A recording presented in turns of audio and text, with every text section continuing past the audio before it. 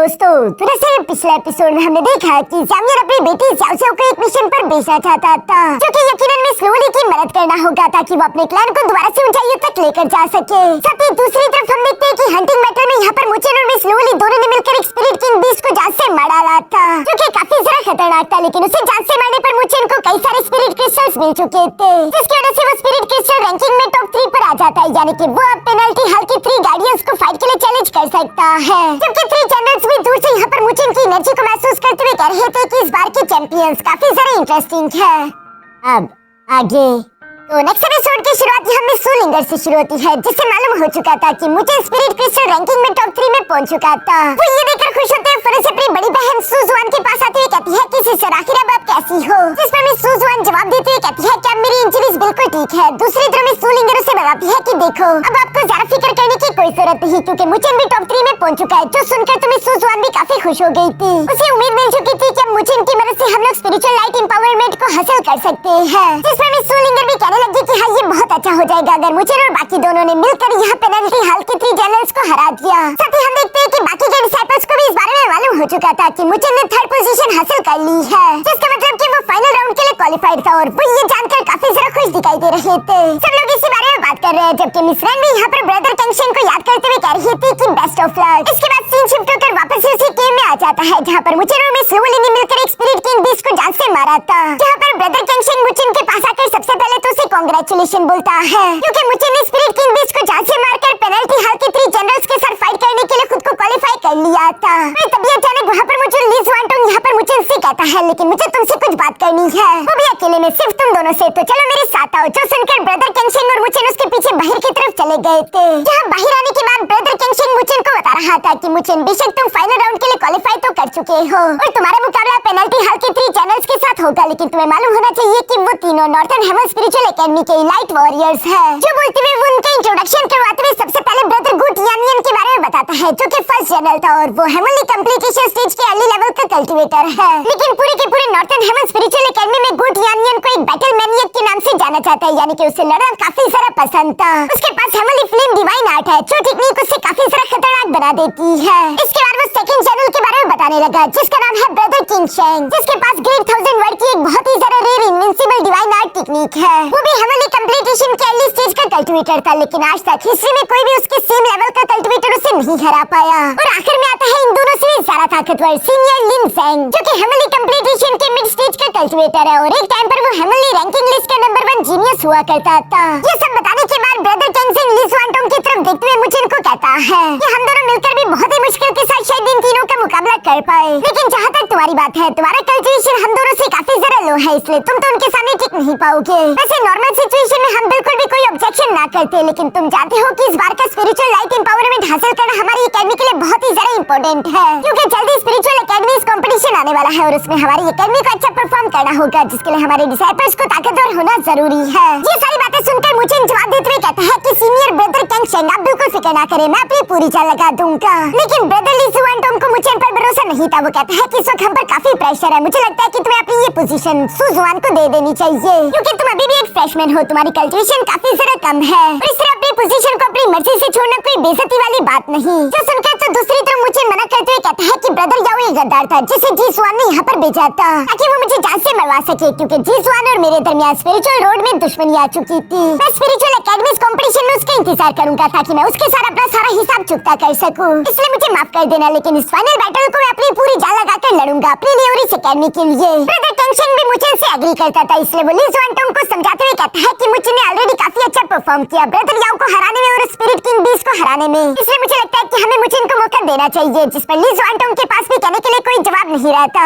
इसके बाद ब्रदर कैंगशेन यहाँ पर मुचेन से कोई जरूरी बात करने लगा, लेकिन वो क्या बात है फिलहाल हमें नहीं बताई जाती। जिसके बाद वो दोनों वहाँ से चले गए और हम देखते हैं कि मुचेन पीछे अकेले ही बैठकर अपनी थंडर बॉडी कल्टीवेशन शुरू कर देता है। इसी तरह काफी देर तक कल्टीवेशन करने के बाद मिस लूली यहाँ मुचेन के पास आ गई थी और वो मुचेन से कहती है कि अगर तुम्हारी कल्टीवेशन हो गई हो तो तुम एक छोटा सा ब्रेक ले लो, यहीं पर पास में एक स्टूडेंट कैंप लगा है, क्यों ना हम उस स्टूडेंट कैंप जाकर एक वॉक कर आए। जिस पर तो मुचेन भी एग्री हो गया था, क्योंकि कई दिन हो गए वो मिस लूली के साथ वॉक करने के लिए नहीं गया।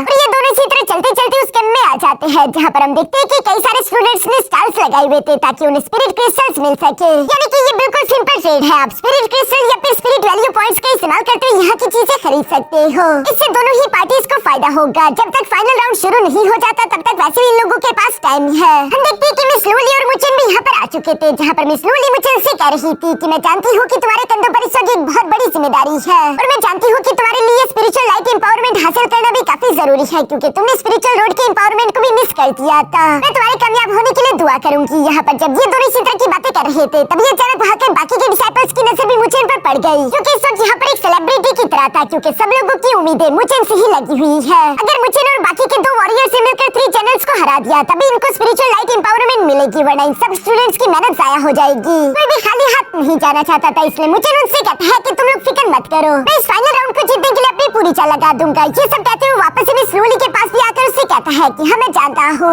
इस वक्त मुझसे बहुत लोगों ने उम्मीदें लगाई हुई है, लेकिन अगर ये जीत सिर्फ तुम्हारे लिए भी होती तभी मैं हर हाल में इस फाइनल बैटल को तुम्हारे लिए जीत कर ही रहता। जो सुनकर तो मिस लूली को भी काफी अच्छा लगा, लेकिन अचानक उसकी बॉडी के अंदर मौजूद फ्लूवो सोर्ड ने रिएक्ट करना शुरू कर दिया था, जैसे कि वो आसपास किसी एनर्जी को डिटेक्ट कर रही है। इस वजह से मिस लूली उस एनर्जी सोर्स को यहाँ वहाँ देखने लगती है। मुझे उससे सवाल करते पूछता है कि क्यों, क्या हुआ, सब ठीक तो है ना। मिस लूली कोई जवाब नहीं देती, बल्कि वो वही पास में मौजूद एक स्टॉल की तरफ बढ़ने लगी, जिसके ऊपर कई सारे क्रिस्टल्स पड़े हुए थे और उनमें से एक क्रिस्टल यहाँ मिस लूली को देखकर चमक रहा था। दूसरी तरफ स्टॉल का ओनर तो यहाँ पर मुचेन को देखकर खुश होते हुए कहता है कि देखो ये तो सबसे ज्यादा स्ट्रॉन्गेस्ट फ्रेशमैन मुचेन है। यहाँ पर मुचेन तुम्हें काफी कमाल की चीजें मिलेगी, देखो अगर तुम्हें कुछ पसंद आता है, कोई भी ऐसी चीज जो तुम्हें यहाँ पर पसंद आए, जो कि तुम्हें 3 चैनल्स को हराने में मदद करे, तुम वो ले सकते हो। हम देखते हैं कि मिस लूली ने यहाँ पर वो क्रिस्टल उठा लिया था, जो देखकर तो डिसाइपल फरस से मिस लूली के पास आते हुए कहता है कि ये स्टोन ये बहुत ही ज्यादा कीमती है। आपकी नजर तो कमाल की है जो आपने स्टोन के अंदर एक्स्ट्राऑर्डिनरी एबिलिटीज को डिटेक्ट कर लिया। ये स्टोन एंशिएंट टाइम का है, जिसे मेरे ग्रेट ग्रेट ग्रैंडफादर ने ऑब्टेन किया था।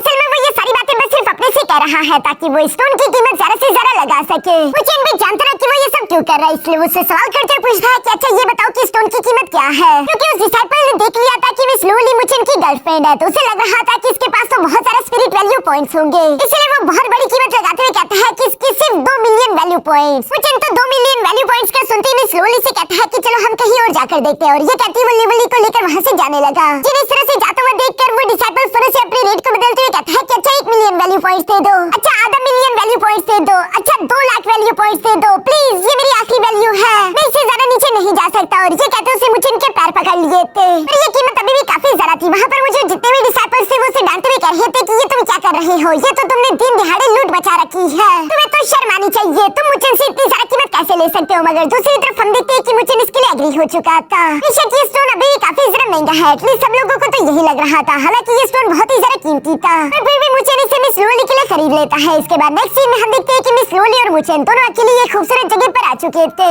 जहाँ पर मिस लूली मुचेन से कह रही थी कि तुम्हें तो मालूम भी नहीं था कि ये स्टोन क्या है, फिर भी तुमने इसे मेरे लिए 2 लाख वैल्यू पॉइंट्स का खरीद लिया। जिस पर मुचेन जवाब देते हुए कहता है कि हाँ मुझे लगा कि तुम्हें ये स्टोन चाहिए, बेशक मैं उसकी मनमर्जी की कीमत तो उसे नहीं दे सकता था, लेकिन तुम्हारे लिए इतना तो मैं कर सकता हूँ। जिस पर मिस लूली जवाब देते हुए कहती है कि 2 लाख स्पिरिट वैल्यू पॉइंट्स का भी ये स्टोन ज्यादा महंगा नहीं, बल्कि ये इसकी एक सही कीमत है, इसे डिवाइन फोर्जिंग स्टोन के नाम से जाना जाता है। जैसा कि तुम जानते हो कि मेरे पास लूवो डिवाइन सोर्ड है, जिस पर ग्रैंडपा ने 3 सील्स की लेयर लगाई हुए है। मैं इस डिवाइन फोर्जिंग सील का इस्तेमाल करके उसके पहले सील को ब्रेक थ्रू कर सकती हूँ, जिससे मेरी लूवो डिवाइन सोर्ड की असली ताकत अनलीश होगी। लेकिन जैसे जैसे मैं उन सील्स को ब्रेक थ्रू करके ऊपर जाऊंगी, वैसे वैसे मेरी लूवो गॉड क्लैन वापस जाने का समय भी नजदीक आता जाएगा, ताकि मैं वहाँ पर जाकर अपनी रिस्पांसिबिलिटीज को उठा सकूं। जो सब बोलते हुए मिस लूली काफी ज्यादा उदास हो चुकी थी। मुचेन फनून उसे हाथ से पकड़ते हुए गले लगाकर कहता है कि अब चाहे जो मर्जी हो जाए, मैं तुमसे अलग नहीं होने वाला, बल्कि तुम्हारी फैमिली का जितना भी बर्डन है वो मिलकर मैं तुम्हारे साथ उठाऊंगा। बल्कि मैं खुद को जो इतना सारा ताकतवर कर रहा हूँ उसका भी सिर्फ एक ही रीजन है, ताकि मैं हर वक्त तुम्हें प्रोटेक्ट कर सकूं। जो सब सुनकर मिस लूली को भी काफी ज्यादा अच्छा लग रहा था। इसके बाद वो मुझे से कहती है कि अच्छा ठीक है, फिर मुझसे प्रॉमिस करो कि तुम हमेशा मेरे साथ रहोगे और मुझे प्रोटेक्ट करोगे। जिस पर हम देखते हैं कि मुचेन भी मुस्कुराते उसके साथ पिंकी प्रॉमिस करने लगा। जिस पिंकी प्रॉमिस के बाद हम देखते हैं कि मिस लूली ने अपनी लूवो डिवाइन सोर्ड को बाहर की तरफ निकाल लिया। साथ ही साथ वो खुद से सवाल भी कर रही थी कि क्या मैं अपने लूवो गॉड क्लैन की जिम्मेदारियां उठाने के काबिल भी हूँ। ये सब बोलते उसकी सोल यहाँ पर लूवो डिवाइन सोर्ड के अंदर आ चुकी थी, जहाँ उसे अपने सामने कुछ सीढ़ियां और साथ ही साथ एक सील बैरियर दिखाई देता है, जो कि लूवो डिवाइन सोर्ड का पहला सील था और मिस लूली उसे तोड़ना चाहती जाती थी, मिस लूली ने धीरे धीरे करके वो सीढ़ियां ऊपर की तरफ चढ़ना शुरू कर दी। उसकी बॉडी पर काफी पावरफुल प्रेशर पड़ रहा था, लेकिन वो यहाँ पर इस प्रेशर को बर्दाश्त करते हुए धीरे धीरे चढ़ते हुए सील के सामने आ जाती है। जिस सील के सामने आती है मिस लूली ने फौरन अपने पास से वही डिवाइन फोर्जिंग स्टोन बाहर निकाल लिया, जिसे अपने हाथ में बाहर की तरफ निकालती मिस लूली फौरन से जंप करते उसका इस्तेमाल करके सील को ब्रेक करना शुरू कर चुकी। जिस टकराव की वजह से यहाँ पर काफी खतरनाक एनर्जी अनलीश हो रही थी। मिस लूली को इस दौरान मुझे याद आ रहा था, जिससे उसे हिम्मत मिलती है। वो यहाँ पर अपना पूरा जोर लगाने लगी। साथ ही साथ वो कह रही थी कि सारी सील्स को ब्रेक करने के बाद ही मैं लुओ गॉड क्लैन के काबिल हो सकती हूँ और मुझे अपनी इस रिस्पांसिबिलिटी को पूरा करना ही होगा। जो सब बोलते हुए वो चिल्लाकर अपना पूरा जोर लगाती है और इसी वजह से हम देखते हैं कि मिस लूली यहाँ पर अपनी लुओ डिवाइन सोर्ड के पहले सील को ब्रेक करने में कामयाब हो पाई। जिस पहले सील के ब्रेक होने की वजह से हम देखते हैं कि मिस लूली के सोर्ड में काफी सारा खतरनाक पावर जा चुकी थी। साथ ही साथ ऊपर की तरफ कुछ और सीढ़ियां भी बन चुकी थी, जिसके सामने हमें दूसरा सील दिखाई दे रहा था। मिस लूली को भी ये देखकर काफी अच्छा महसूस हो रहा था। बाहर की तरफ हम देखते हैं कि मुचिन जो कि मिस लूली के पास ही खड़ा था, अचानक वो महसूस करता है कि मिस लूली की लुओ डिवाइन सोर्ड के अंदर से काफी टेरिफाइंग एनर्जी अनलीश हुई, जो देखकर मुचिन मिस लूली से कहता है कि सिर्फ एक सील को ब्रेक करने से ही तुम्हारी लुओ डिवाइन सोर्ड के अंदर से इतनी ज्यादा खतरनाक एनर्जी अनलीश हुई। मैं तो ये सोच रहा हूँ कि ये लुओ डिवाइन सोर्ड अपने फुल स्ट्रेंथ पर कितनी ज्यादा खतरनाक होगी। जिस पर मिस लूली बताती है कि लुओ डिवाइन सोर्ड हमारे लुओ गॉड क्लैन का एक सीक्रेट आर्टिफैक्ट है। जिस पर मुचिन जवाब देते हुए कहता है कि असल में तुम भी काफी ज्यादा खास हो, इसी वजह से ये तलवार भी खास हो जाती है। वैसे अब तुम मुझे कोई इनाम नहीं दोगी क्योंकि मैं तुम्हारी इतनी ज्यादा मदद जो कर रहा हूँ। जो सुनकर मिस लूली यहाँ पर मुचिन के होंठों पर एक किस करते वहाँ से भागने लगी थी। पर इतनी छोटी किस से मुचिन का काम नहीं चलने वाला था। वो फौरन से मिस लूली का हाथ पकड़ते उसे धकेलते हुए एक दरख्त के पास ले आता है,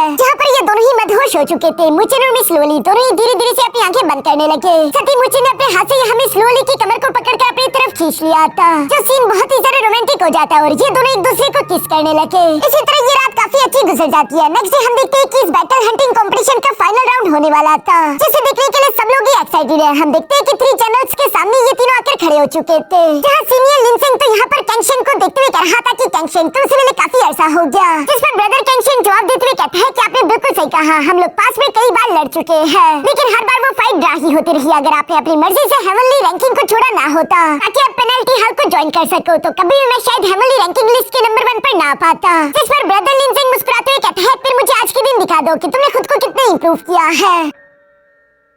दूसरी तरफ ब्रदर गुडियान भी यहाँ पर लोगों से कहता है कि हम भी चाहते हैं कि हमारे एकेडमी के डिसाइपल्स ताकतवर हो, लेकिन तुम जानते हो ना कि ये हमारी ड्यूटीज है और हमें तुम लोगों के साथ लड़ने के लिए अपनी पूरी जान लगानी होगी। हम तुम पर रहम नहीं कर सकते। जब ये सारी बातें कर रहा था तभी ब्रदर कैंगशेन यहाँ मुचिन की तरफ देखते हुए कहता है कि ये तुम्हारा ओपिनियन होगा, यानी कि मुचिन को गुडियान का मुकाबला करना है। ली ज़ुआनटोंग भी यहाँ पर सामने की तरफ आते हुए कह रहा था कि हमें भी एक अच्छी फाइट करनी है, फ्री में मिली हुई जीत मुझे भी पसंद नहीं। जिस पर ब्रदर कैंगशेन सामने की तरफ आते हुए कहता है कि अच्छा, यानी कि तुम ली ज़ुआनटोंग हो, मैंने तुम्हारे बारे में काफी कुछ सुन रखा है। जिस पर ब्रदर कैंगशेन कहता है कि हमने भी आपके बारे में काफी कुछ सुन रखा है कि आपके सेम लेवल का कोई भी कल्टिवेटर आज तक आपको हरा नहीं पाया। आपकी इनविंसिबल डिवाइन आर्ट वाकई कमाल की है, तो क्या आज के दिन आप ली ज़ुआनटोंग के साथ फाइट करना चाहोगे? जिस पर ब्रदर कैंगशेन सामने की तरफ जंप करते हुए अरीना में आकर ली ज़ुआनटोंग से कहता है कि मैं तुम्हें बुली नहीं करूंगा, तुम मेरा मुकाबला तो नहीं कर सकते, लेकिन हाँ, अगर अगले 10 मूव के अंदर तुमने मुझ पर सिर्फ एक भी अटैक चल दिया जो मुझे हिट कर जाए तो तुम ऑटोमेटिकली विनर हो जाओगे। जिस पर ली ज़ुआनटोंग कहता है कि तुम कुछ ज्यादा ही एरोगेंट बन रहे हो।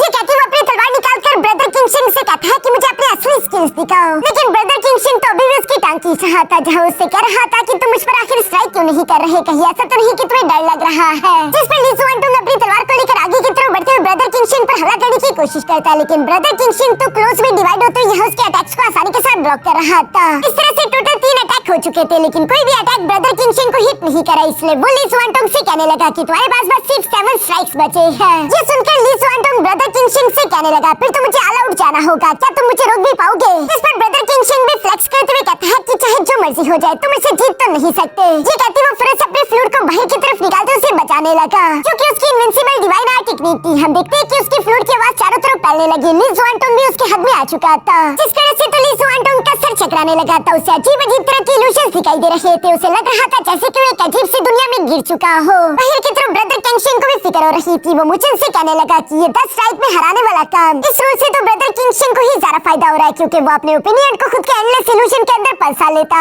है, जो कि कभी भी खत्म नहीं होते। ली ज़ुआनटोंग अपने दिमाग पर काबू रखते उसे अगले 10 स्ट्राइक्स में से एक भी हिट नहीं कर पाया, तो हम इस पहले राउंड को हार जाएंगे। दूसरी तरफ यही इस खत्म ना होने वाले इल्यूशंस के अंदर हम देखते हैं कि ब्रदर कैंगशेन तो धीरे धीरे करके ली ज़ुआनटोंग पर भारी पड़ रहा है। ब्रदर कैंगशेन अपनी टेक्निक का इस्तेमाल करते हुए सबसे पहले ली ज़ुआनटोंग के मिशन को उससे छीन लेता है, जिसकी वजह से ली जुआनटोंग को कुछ दिखाई नहीं दे रहा था। अब बस सिर्फ उसे अपने कानों और महसूस करने की ताकत पर ही डिपेंड होने लगा, जहाँ वो ब्रदर किंगशिन के क्लोज के अटैक्स को डॉज कर रहा था। साथ ही साथ वो ब्रदर किंगशिन से कहने लगा कि मेरे विजन को छीन कर तुमने उल्टा मुझ पर एहसान ही किया है, क्योंकि मैं अब अपनी तलवार पर और अच्छे से कंसंट्रेट कर सकता हूँ। और ये बातें बिल्कुल सही थी, क्योंकि ली जुआनटोंग ब्रदर किंगशिन के हर एक हमले को डॉज कर पा रहा है। इस पर ब्रदर किंगशिन भी इंप्रेस होते हुए कहता है कि अब तुम्हारे बाकी के सेंसेस की बारी है। इसके बाद हम देखते हैं कि वो अपनी फ्लूट को बजाने लगा, जिससे ली जुआनटोंग का सर चकरा रहा था, लेकिन फिर भी वो यहाँ पर ब्रदर किंगशिन को डिटेक्ट करके पीछे से उस पर हमला करने के लिए उसकी तरफ बढ़ने की कोशिश करता है। लेकिन बीच हवा में अचानक से ब्रदर किंगशिन ने महसूस किया कि उसके दो सेंसेस गायब हो गए, यानी कि अब वो कुछ सुन भी नहीं पा रहा था, बस सिर्फ उससे महसूस करके ही अटैक्स को डॉज करना पड़ रहा है। किंगशिन को तो पूरा यकीन हो गया था कि वो इस फाइट को जीत चुका। हम देखते हैं कि एक बार फिर से वो अपनी फ्लूट को बजाते हुए यहाँ पर ब्रदर ली जुआनटोंग के सेंस ऑफ टच को भी उससे छीन लेता है। अपने सारे सेंसेस को खोने की वजह से ली जुआनटोंग तो फाइट करने के काबिल नहीं बचा था और वो नीचे की तरफ गिरने लगा, जहाँ ब्रदर किंगशिन भी फन से उसके पास आते हुए कहता है कि अब चूंकि तुम्हारे पास तुम्हारे सेंसेस नहीं है तो मेरा फाइनल अटैक करने का समय आ गया ताकि मैं तुम्हें खत्म कर सकूं। ये कहते वो अपनी तलवार से भी यहाँ ब्रदर ली जुआनटोंग पर हमला करने वाला था, लेकिन लास्ट मोमेंट पर हम देखते हैं कि ली जुआनटोंग ने उसके हमले को डॉज कर लिया और वो उसके पीछे आ चुका। जो देखकर तो ब्रदर किंगशिन सरप्राइज रह जाता और वो ली जुआनटोंग पर दोबारा से हमला करने की कोशिश करने लगा, लेकिन उसके अटैक्स ली जुआनटोंग तीसी के साथ डॉज कर रहा है। जहाँ पर हमें जानने को मिला कि असल में ली जुआनटोंग किंगशिन के इल्यूजन में नहीं बल्कि ब्रदर किंगशिन ही ली जुआनटोंग के इल्यूजन में फंसा हुआ है। ब्रदर ली जुआनटोंग ने पहले ही अपनी टियानसुन 5 elemental illusion divine art technique को क्रिएट कर लिया था, जिसकी वजह से वो आसानी के साथ ब्रदर किंगशिन को हराते हुए अपनी तलवार को उसकी गर्दन पर रख देता है। होश में आते हुए ब्रदर किंगशिन भी ये देखकर इंप्रेस होते हुए कहता है कि तुम इतने भी बुरे नहीं, चलो मैं हारवाता हूँ, तुम जीत गए। जिस पर ब्रदर ली जुआनटोंग उसका शुक्रिया अदा करते हुए कहता है कि आप काफी अच्छे हो, आपके साथ मुकाबला करके मुझे कई नई चीजें सीखने को मिली। दूसरी तरफ एकेडमी के बाकी के सारे डिसाइपल्स भी यहाँ पर ली जुआनटोंग को जीता हुआ देखकर काफी ज्यादा खुश हो जाते हैं और वो उसे चीयर कर रहे थे। इसके बाद अगली बारी सीनियर लिनसेंग और ब्रदर कैंग शेंग की थी, जो कि आपस में फाइट करने के लिए सामने की तरफ आ गए थे और ब्रदर लिनसेंग कह रहा था कि जब से मैंने पेनल्टी हाल को ज्वाइन किया है तुम्हारे साथ बैटल्स को तो मैं मिस कर रहा था। जिस पर ब्रदर कैंग शेंग भी कहता है कि मैं सोच रहा हूँ कि क्या तुम्हारी तलवारों की धार अभी भी उतनी ही ज्यादा तेज है। ये पेनल्टी हाल में जाने के बाद तुम्हें जंग लग गया।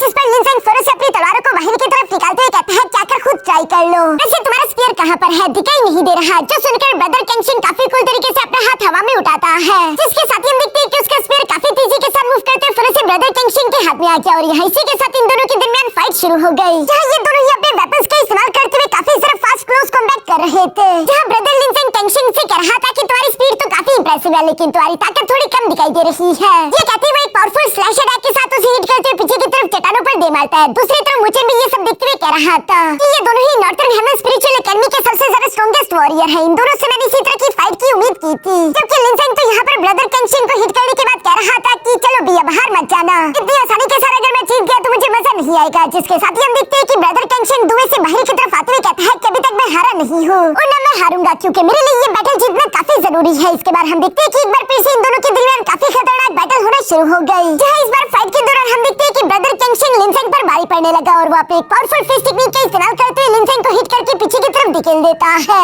जिस पर तो लिनसेंग भी इंप्रेस होते हुए अपने मन में कह रहा था कि इस लड़के की फिस्ट टेक्निक पहले से काफी ज्यादा इंप्रूव हो गई, जिसका मतलब कि क्लोज कॉम्बैट का कोई फायदा नहीं होने वाला, मुझे दूर से इस पर हमले करने होंगे। और ये कहते हुए अपनी तलवार को तीसी के साथ घुमाते हुए कैंग शेंग की तरफ भेजने लगा, जिसे कैंग शेंग जंप करते हुए डॉज कर लेता है। मगर हम देखते हैं कि लिनसेंग भी इसी मौके का फायदा उठाकर फिर से कैंग शेंग के पीछे आकर उसे एक जोरदार पंच कर देता है। और अब हम देखते हैं कि ब्रदर लिनसेंग ने इसी टेक्निक का इस्तेमाल करना शुरू कर दिया था। वो अपनी तलवारों को कैंग शेंग के पीछे लगा देता है, जिसके साथ जब वो उल्टा होता तो पीछे से लिनसेंग उस पर हमला कर देता है। यहाँ पर ब्रदर कैंग शेंग नीचे की तरफ आते हुए अपने मन में कह रहा था कि सीनियर लिनसेंग मुझसे दूरी बनाकर रख रहा है, मुझे उसे अपने पास लाना होगा, तभी मैं उसे हरा सकता हूँ। और यही सब सोचते इस बार ब्रदर कैंग शेंग तीसी के साथ बढ़ते हुए लिनसेंग का हाथ पकड़ चुका। जो देखकर तो दूसरी तरफ ब्रदर लिनसेंग यहाँ पर अपनी तलवार का इस्तेमाल करते हुए ब्रदर कैंग शेंग का हाथ काटने वाला था, लेकिन ब्रदर कैंग शेंग भी दूसरी तरफ पूरी तरीके से तैयार था। वो चुपके से अपने स्पेयर को ब्रदर लिनसेंग के पीछे ले आता है, जो कि उसकी गर्दन पर तन चुका था, यानी कि अगर ब्रदर लिनसेंग जरा सी भी हरकत करेगा तो उसकी गर्दन कट जाएगी। जो देखकर तो ब्रदर लिनसेंग काफी ज्यादा इंप्रेस हो गया था। वो कैंग शेंग की तारीफ करते हुए कहता है कि तुम्हारी प्लानिंग काफी बेहतरीन हो चुकी है, तुमने ये सब कुछ पहले से ही प्रेडिक्ट कर लिया था, इसलिए तुम जीत गए, मैं हार मानता हूँ। जिस पर ब्रदर कैंग शेंग उसका शुक्रिया अदा करने लगा और साथ ही वो कहता है कि आपके अटैक से मैं इंजर्ड हो सकता था, लेकिन मुझे जीतने के लिए ये करना पड़ा। जिस पर ब्रदर लिनसेंग हंसते हुए कहता है कि तुम वाकई में नॉर्थर्न हेवन स्पिरिचुअल एकेडमी के नंबर 1 डिसाइपल बनने के काबिल हो। बाकी के स्टूडेंट्स भी यहाँ पर ब्रदर कैंग शेंग की जीत को लेकर काफी ज्यादा खुश होकर इसे सेलिब्रेट कर रहे थे। अब बस इन लोगों को सिर्फ एक और जीत की जरूरत थी, जो कि आखिरी बैटल यहाँ मुचेन को लड़नी है। और हम देखते हैं कि मुचिन धीरे धीरे से अरीना की तरफ बढ़ने लगा। ब्रदर कैंगशेंग उसे बेस्ट ऑफ लक कहता है, जिस पर मुचिन भी काफी कॉन्फिडेंटली कह रहा था कि बस अब तुम ये फाइट मुझ पर छोड़ दो। हालांकि मुचिन की कंफ्यूजन काफी जरा कम है, लेकिन क्या वो इस बैटल को जीत पाएगा या नहीं, ये हमें नेक्स्ट एपिसोड में जानने को मिलेगा। क्योंकि इसी सीन के साथ हमारा ये एपिसोड यहीं पर खत्म हो जाता है। दोस्तों सीजन 2 के बाकी के एपिसोड भी मेरे इसी चैनल पर आते रहेंगे। तो अगर आप लोगों को ये ग्रेट रूलर सीरीज अच्छी लगी तो प्लीज वीडियो को लाइक कर देना और साथ ही साथ चैनल को सब्सक्राइब कर देना।